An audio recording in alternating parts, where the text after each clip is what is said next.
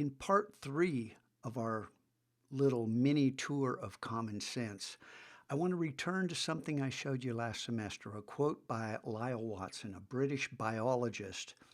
Well, he actually has more credentials than that, but he was a scientist who was interested, fascinated in what he called the soft edges of science.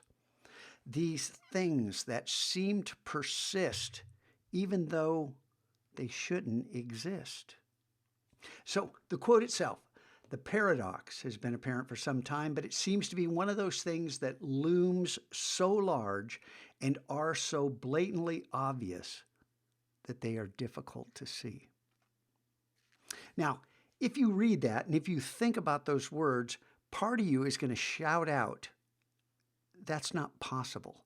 Nothing can loom so large and be blatantly obvious and still difficult to see. Right? I mean, that's common sense.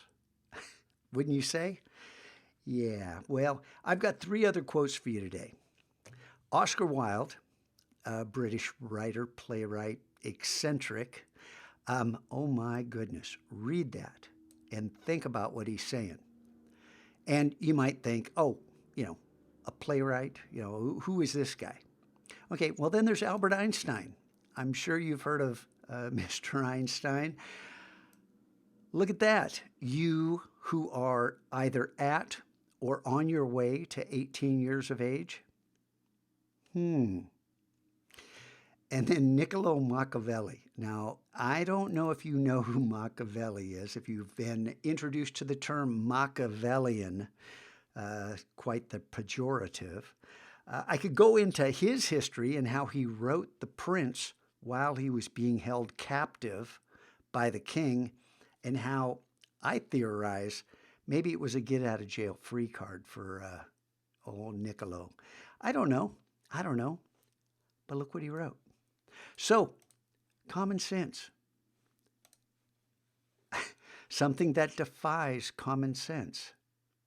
Think about that.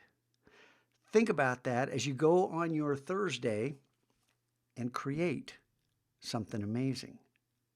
But don't forget to always wonder, what the heck is going on? What's wrong with all the grown-ups? How come they act in contrary to what seems like would be common sense? And the phone rings, so I'm going to take off.